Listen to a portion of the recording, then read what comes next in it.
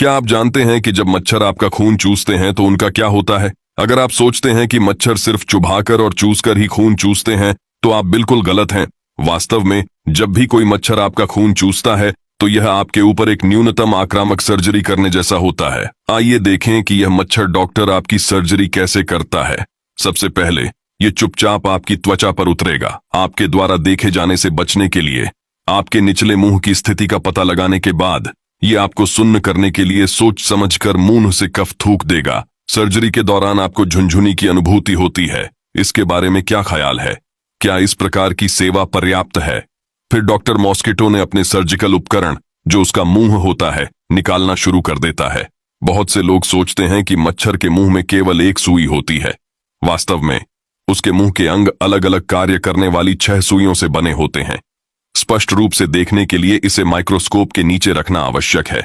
उनके श्रम का विभाजन स्पष्ट है। 2 सबसे बाहरी दांतेदार सुइयां आपकी त्वचा को काटने के लिए जिम्मेदार हैं।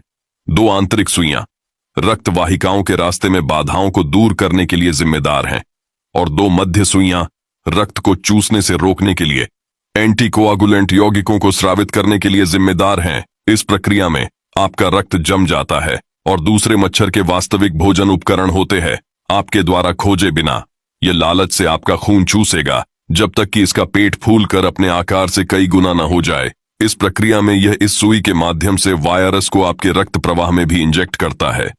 इतना ही नहीं, अधिक रक्त प्राप्त करने के लिए यह रक्त चूसने की प्रक्रिया के दौरान शरीर से अतिरिक्त पानी बाहर निकाल देगा।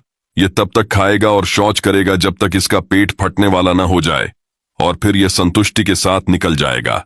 ज्यादातर मामलों में जब तक आप अपनी त्वचा में झुनझुनी और खुजली महसूस करते हैं, तब तक मच्छर उड़ चुका होता है। यह संवेदनाहारी दवा के गुजरने के बाद आपके शरीर की प्रतिरक्षा प्रतिक्रिया के कारण होता है।